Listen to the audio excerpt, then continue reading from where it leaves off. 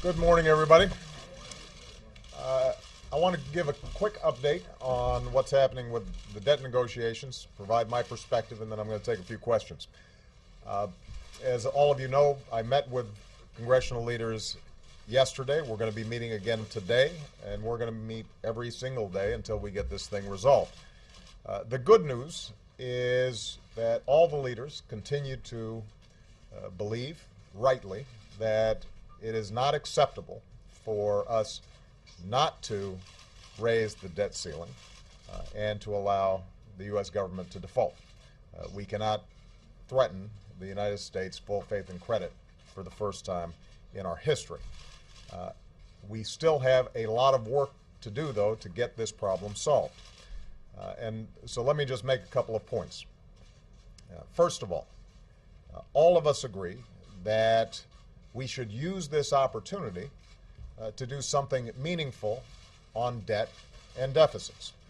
And the reports that have been out there have been largely accurate, that Speaker Boehner and myself had been in a series of conversations about doing the biggest deal possible so that we could actually resolve our debt and our deficit challenge for a long stretch of time. And I want to say I appreciate Speaker Boehner's good faith efforts on that front. What I emphasized to the broader group of congressional leaders yesterday is now is the time to deal with these issues. If not now, when? I've been hearing from my Republican friends for quite some time that it is a moral imperative for us to tackle our debt and our deficits in a serious way. I've been hearing from them that this is one of the things that's creating uncertainty and holding back investment on the part of the business community. And so what I've said to them is, let's go. And it is possible for us to construct a package that would be balanced, would share sacrifice, would involve both parties taking on their sacred cows, would involve some meaningful changes to Medicare, Social Security, and Medicaid that would preserve the integrity of the programs and keep our sacred trust with our seniors, but make sure those programs were there for not just this generation, but for the next generation. That it is possible for us to bring in revenues in a way that does not impede our current recovery, but is fair and balanced. We have agreed to a series of spending cuts that will make the government leaner, meaner, more effective, more efficient, and give taxpayers a greater bang for their buck.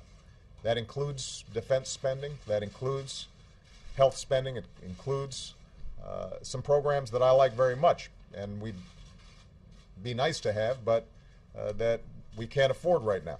And if you look at this overall package, we could achieve a situation in which our deficits were at a manageable level and our debt levels were stabilized, and the economy as a whole, I think, would benefit from that.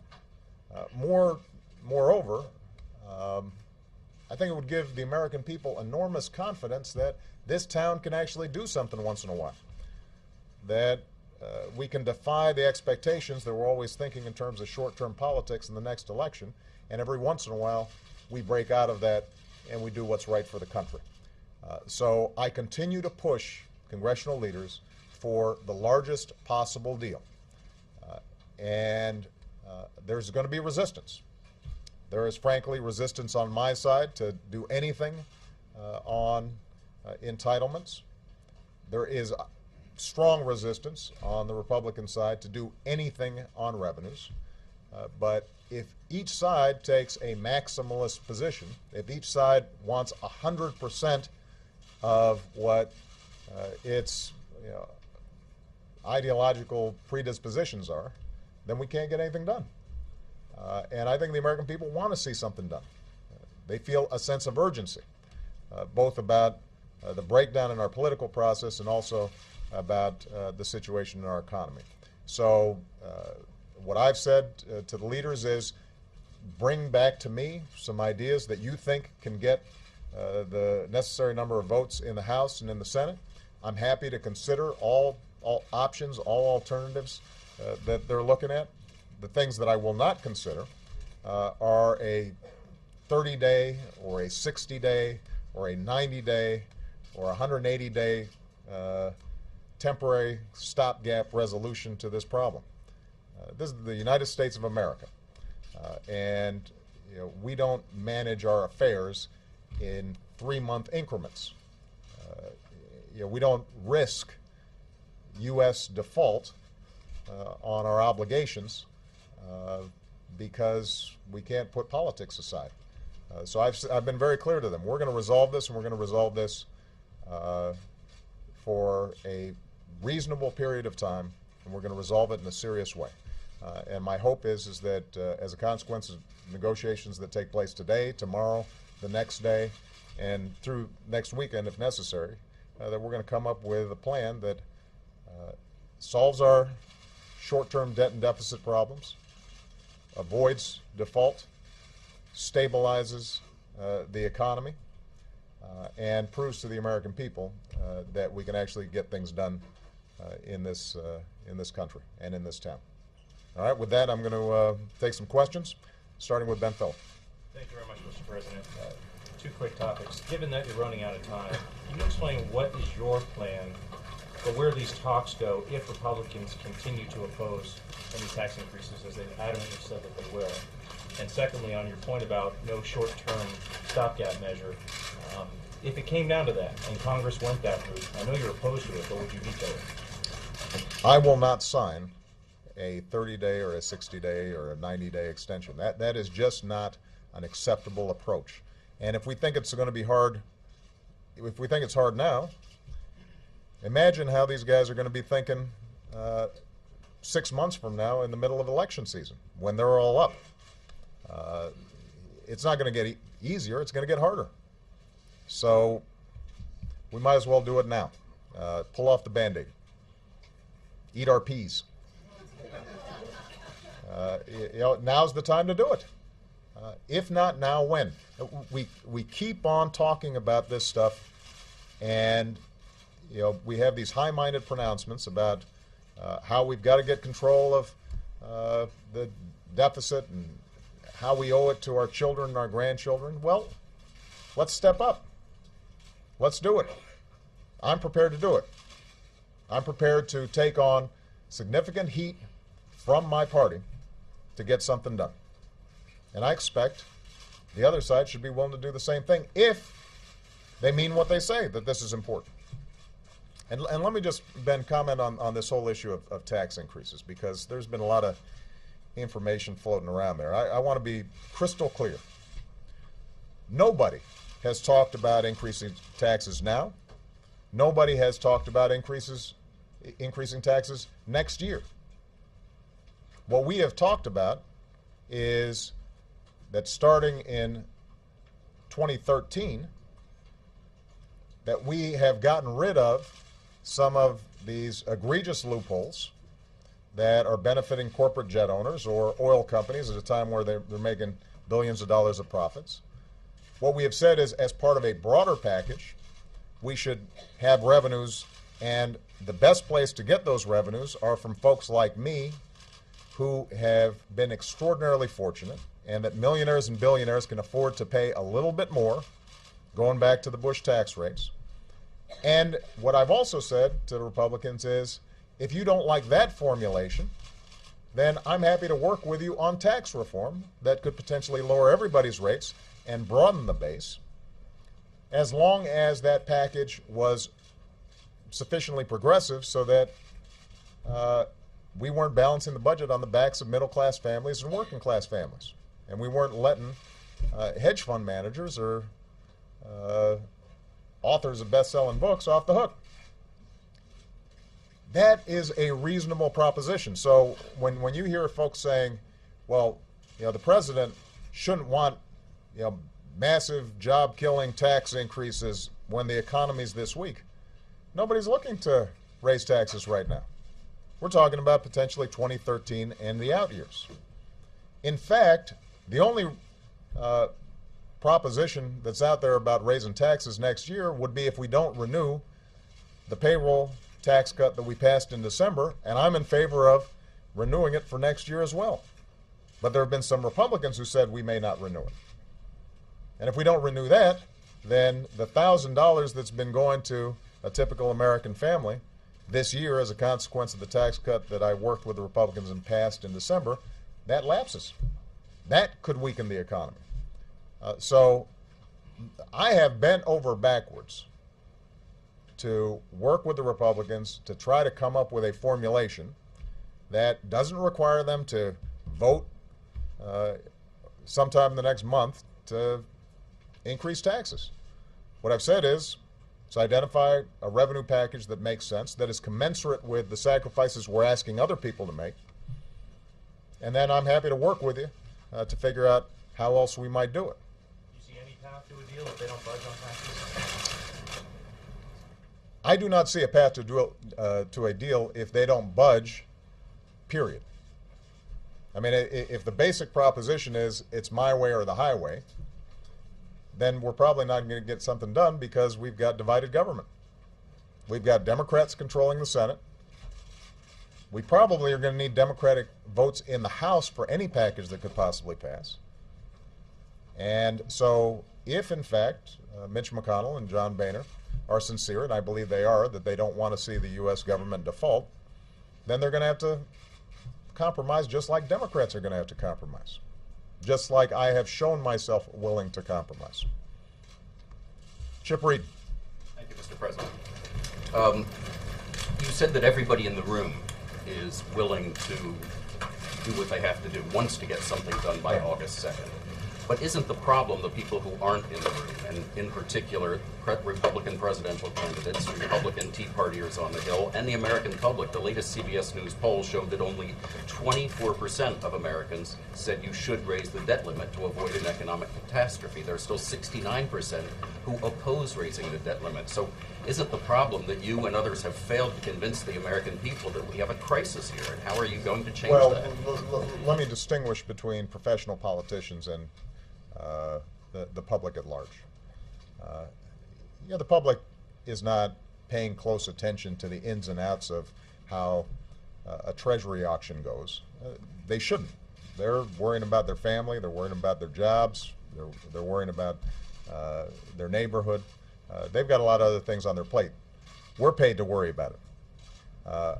I think, depending on how you phrase the question, if you said to the American people, is it a good idea for the United States not to pay its bills and potentially create another recession that could throw millions of more people out of work, I feel pretty confident I can get a majority on my side on that one. And that's the fact. If we don't raise the debt ceiling and we see a crisis of confidence in the markets and suddenly interest rates are going up significantly, and everybody is paying higher interest rates on their car loans, on their mortgages, on their credit cards, and that's sucking up a whole bunch of additional money out of the pockets of the American people, I promise you, they won't like that. Now, I will say that some of the professional politicians know better. And for them to say that we shouldn't be raising the debt ceiling is irresponsible. They know better. This is not something that I am making up. This is not something that Tim Geithner's making up. We're not out here trying to use this as a means of doing all these really tough political things. I'd rather be talking about stuff that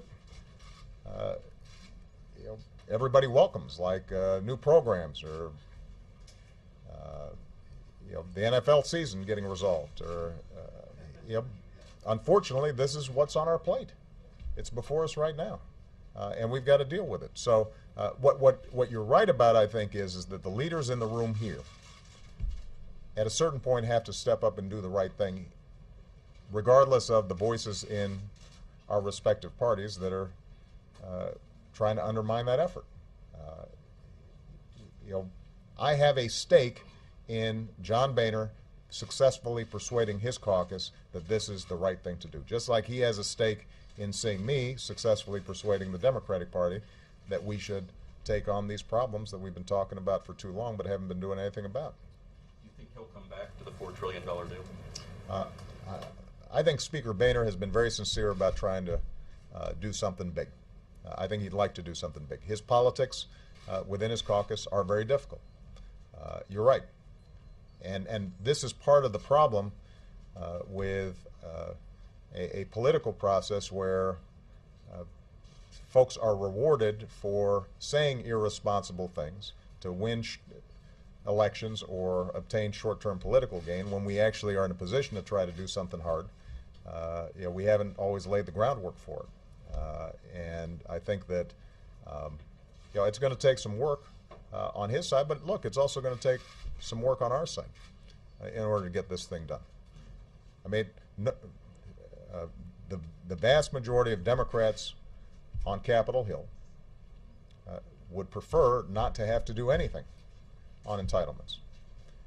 Would prefer, frankly, not to have to do anything on some of these debt and deficit problems. And I'm sympathetic to their concerns because they're looking after folks who are already hurting and already vulnerable, and there are a lot of families out there and seniors who are dependent on some of these programs. And what I've tried to explain to them is, number one, if you look at the numbers, then Medicare in particular will run out of money, and we will not be able to sustain that program no matter how much taxes go up. I mean, it's not an option for us to just sit by and do nothing.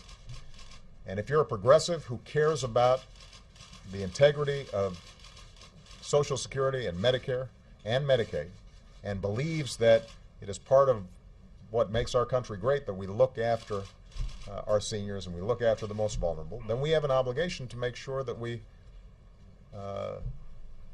make those changes that are required to make it sustainable over the long term.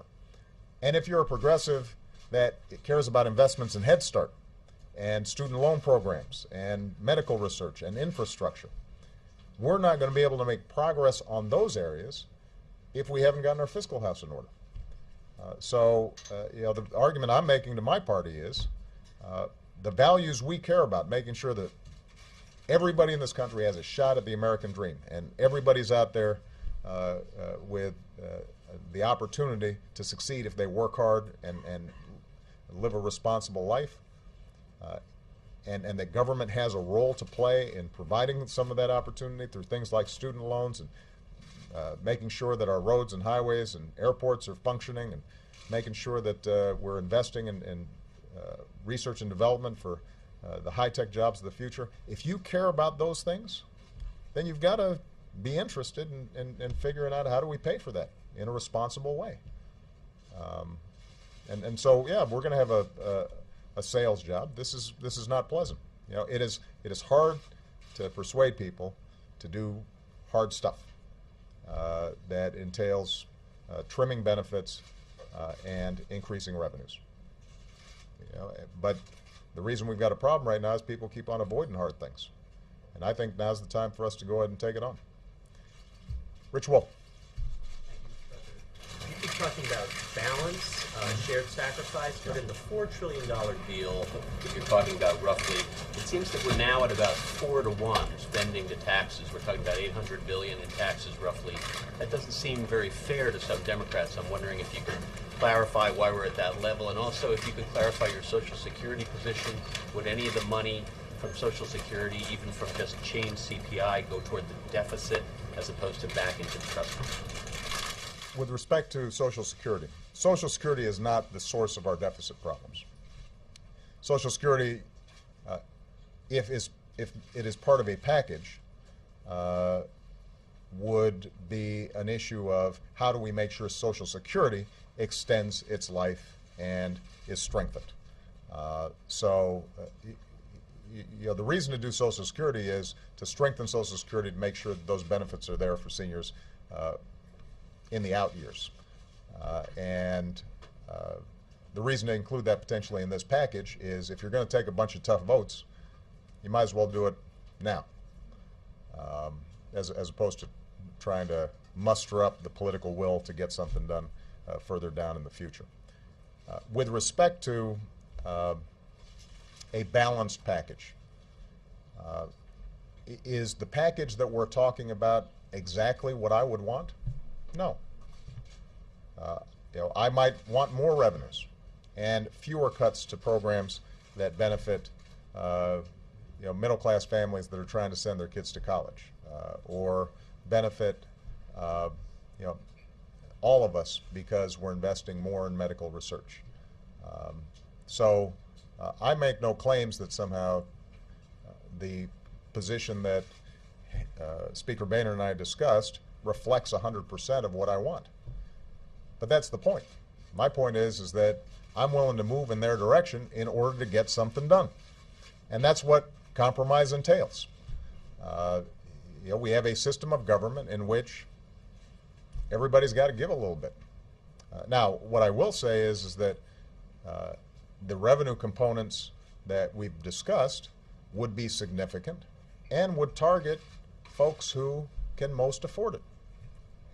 And if we don't do any revenue, because you may hear the argument that why not just go ahead and do all the cuts and we can debate the revenue issues in the election, right? You'll hear that from some Republicans. The problem is that if you don't do the revenues, then to get the same amount of savings, you've got to have more cuts, which means that it's seniors, or it's poor kids, or it's medical researchers, or it's our infrastructure that suffers. And I do not want, and I will not accept a deal in which I am asked to do nothing. In fact, I'm able to keep hundreds of thousands of dollars in additional income that I don't need, while a parent out there who's struggling to figure out how to send their kid to college suddenly finds that they've got a couple $1,000s less in grants or student loans. That's what the revenue debate's about. It's not because I want to raise revenues for the sake of raising revenues, or I've got some grand ambition to create a bigger government. It's because if we're going to actually solve the problem, there are a finite number of ways to do it. And if you don't have revenues, it means you are putting more of a burden on the people who can least afford it. And that's not fair. I think the American people agree with me on that. Sam Stein. Thank you, Mr. President. With unemployment now at 9.2%, and a large chunk of those lost jobs coming from the public sector, it's now really a good time to cut billions of dollars in spending. How will this still create jobs? And then to piggyback on the Social Security question, what do you say to members of your own party who say it doesn't contribute to the deficit? Let's consider it, but not in the context of this. Our biggest priority as an administration is getting the economy back on track and putting people back to work. Now, without relitigating the past, I am absolutely convinced, and the vast majority of economists are convinced, that the steps we took in the Recovery Act saved millions of people their jobs, or created a whole bunch of jobs. And part of the evidence of that is as you see what happens with the Recovery Act phasing out.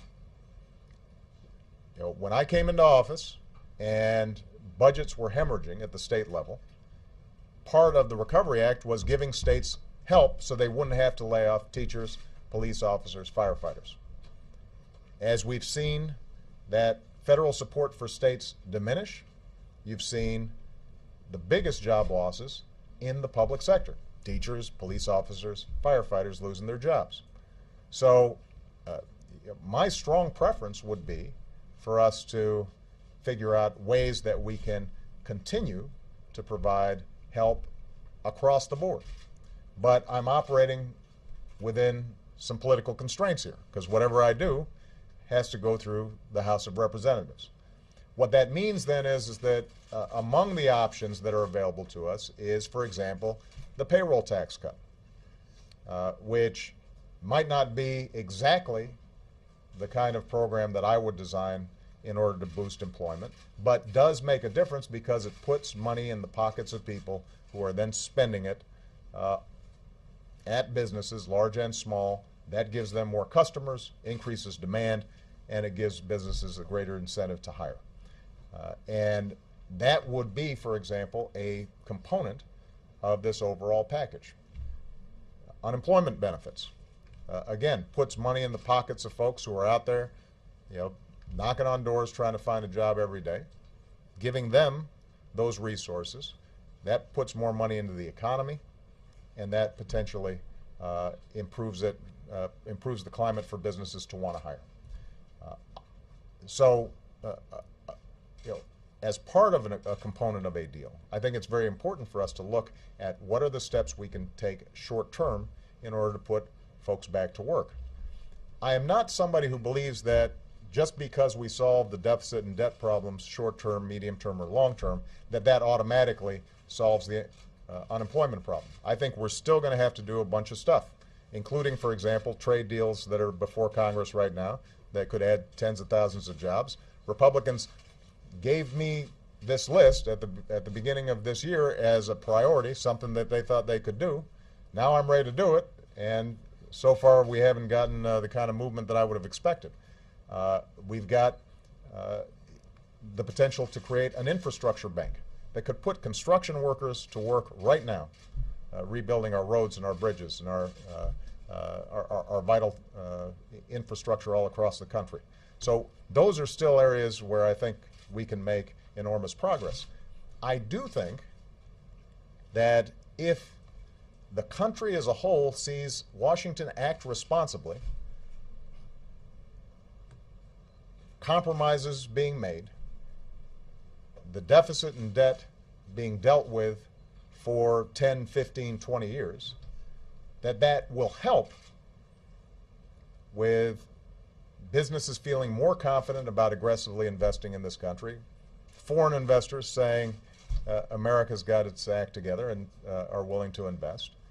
And so it can have a positive impact in overall growth and employment. It's not the only solution. We're still going to have a strong jobs agenda, but it is part of a solution. I might add, it is the primary solution that the Republicans have offered when it comes to jobs. They keep on going out there and saying, Mr. President, what are you doing about jobs? And when you ask them, well, what would you do? We've got to get government spending under control, and we've got to get our deficits under control. So I say, okay, let's go. Where are they? I mean, this is what they claim would be the single biggest boost to business certainty and confidence. So what's the holdup? With respect to Social Security, as I indicated earlier, making changes to these programs is so difficult that this may be an opportunity for us to go ahead and do something smart that strengthens Social Security and gives not just this generation but future generations the opportunity to say this thing's going to be in there for the long haul. Now, that may not be possible, and you're absolutely right that, as I said, Social Security is not the primary driver of our long-term deficits and debt. On the other hand, we do want to make sure that Social Security is going to be there for next generations, and if there is a reasonable deal to be had on it, it is one that I'm willing to pursue. With respect to Social Security, like raising the retirement age, means testing, are those too big a chunk to manage? I'm probably not going to get into the details, Sam, right now of negotiations. I might enjoy negotiating with you, but I don't know how much juice you've got in the Republican caucus. That's what I figured. All right. Leslie Clark. Thank you, President. You've said that economists have agreed that a deal needs to be made. Have you worked with U.S. business leaders at all to lobby Congress to raise the debt ceiling? And if so, who are you talking to? And if not, why? I have spoken extensively to business leaders.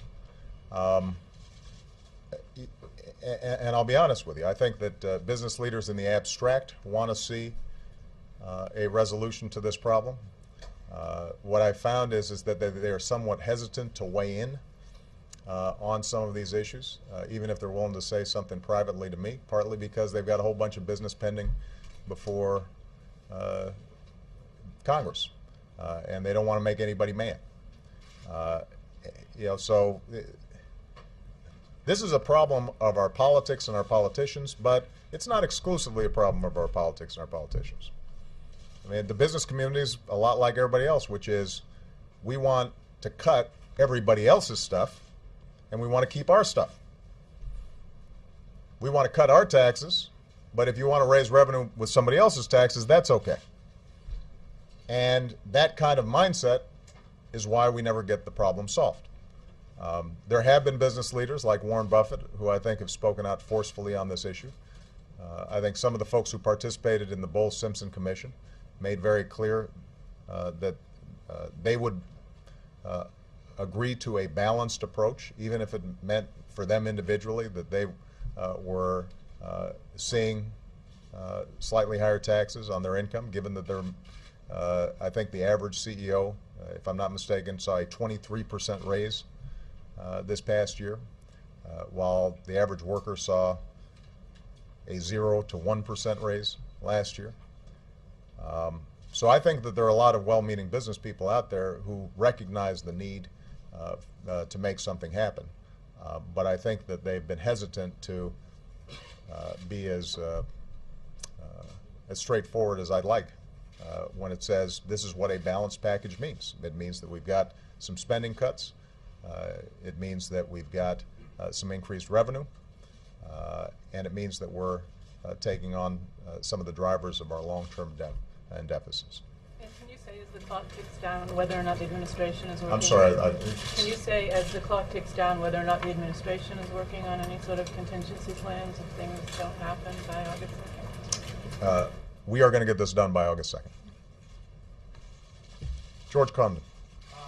President, to follow on Chip's question, you said that the Speaker faces tough politics in his caucus. Do you have complete confidence that he can deliver the votes on anything that he agrees to? Is he in control of his caucus?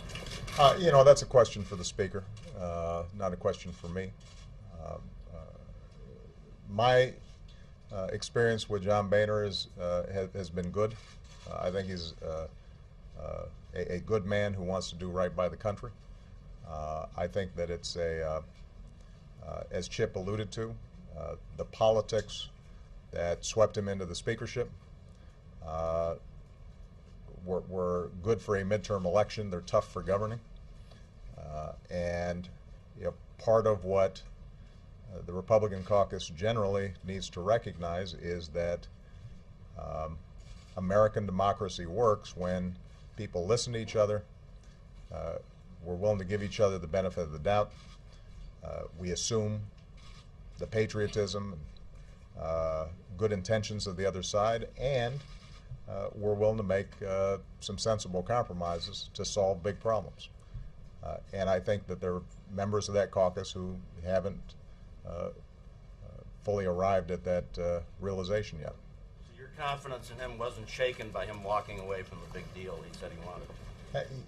These things are a tough process, and look, in fairness, a big deal would require a lot of work on the part of Harry Reid and Nancy Pelosi and myself to bring Democrats along.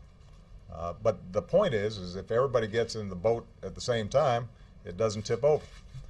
I think that was Bob Dole's famous comment after striking a deal with the president and Mr. Gingrich back in the 90s. And that is always the case when it comes to difficult but important tasks like this.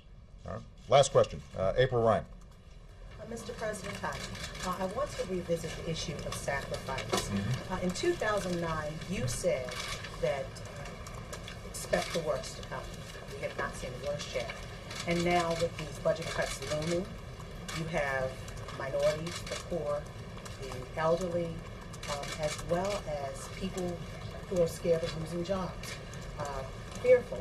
And also, What say you about Congressman Shaka Fattah's bill, the Debt-Free America Act? Do you support that one, or are you supporting the Republican bill that's similar to, it's modeled after Congressman Fattah's bill? Well, I'm not going to comment on a particular bill right now. Let me speak to the broader point that you're asking about, April. This recession has been hard on everybody, but obviously it's harder on folks who've got less. And the thing that I am obsessed with, and have been since I came into office, is all those families out there who are doing the right thing every single day, who are looking after their families, who are just struggling to keep up and just feel like they're falling behind no matter how hard they work. I got a letter this past week from a woman who her husband had lost his job, had pounded the pavement, finally found a job. They felt like things were stabilizing for a few months. 6 months later, he lost the second job. Now they're back looking again and trying to figure out how they were going to make ends meet. And they're just hundreds of thousands of folks out there who really have seen as tough a economy as we've seen in our lifetimes. Now, we took very aggressive steps when I first came into office to yank the economy out of a potential Great Depression and stabilize it. And we were largely successful in stabilizing it, but we stabilized it at a level where unemployment is still too high and the economy is not growing fast enough to make up for all the jobs that were lost before I took office and the few months after I took office. So this unemployment rate has been really stubborn. There are a couple of ways that we can solve that. Number one is to make sure that the overall economy is growing. And so we have continued to take a series of steps to make sure that there's money in people's pockets, that they can go out there and spend. That's what these payroll tax cuts were about. We've taken a number of steps to make sure that businesses are willing to invest. And that's what the small business tax cuts and some of the tax breaks for companies that are willing to invest in plants and equipment and zero capital gains for small businesses. That's what that was all about, was giving businesses more incentive to invest. We have worked to make sure that the training programs that are out there for folks who are having to shift from jobs that may not exist anymore so that they can get the training they need for the jobs that do exist, that those are improved and sharpened. We have put forward a series of proposals to make sure that regulations that may be unnecessary and are hampering some businesses from investing, that we are examining all of those for their costs and their benefits. And if they are not providing the kind of benefits in terms of the public health and clean air and clean water and worker safety that have been promised, then we should get rid of some of those regulations. So we've been looking at the whole menu of steps that can be taken. We are now in a situation where, because the economy has moved slower than we wanted, because of the deficits and debt that result from the recession and the crisis, that taking a approach that costs trillions of dollars is not an option.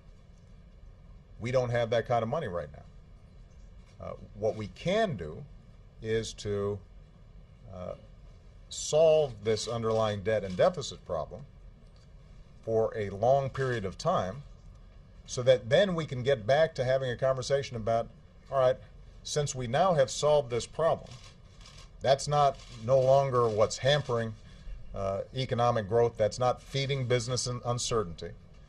Everybody feels that the ground is stable under our feet. Are there some strategies that we could pursue that would really focus on some targeted job growth. Infrastructure being a primary example. I mean, the infrastructure bank that we've proposed is relatively small. But could we imagine a project where we're rebuilding roads and bridges and ports and schools and broadband lines and smart grids and taking all those construction workers and putting them to work right now? I can imagine a very aggressive program like that I think the American people would rally around and would be good for the economy, not just next year or the year after, but for the next 20 or 30 years. But we can't even have that conversation if people feel as if we don't have our fiscal house in order. All right? So the idea here is let's act now. Let's get this problem off the table, and then with some firm footing, with a solid fiscal situation, we will then be in a position to make the kind of investments that I think are going to be necessary to win the future. So this is not a right or left, conservative, liberal situation. This is how do we operate in a smart way, understanding that we've got some short-term challenges and some long-term challenges. If we can solve some of those long-term challenges, that frees up some of our energies to be able to deal with some of these short-term ones as well. All right? Thank you very much, everybody.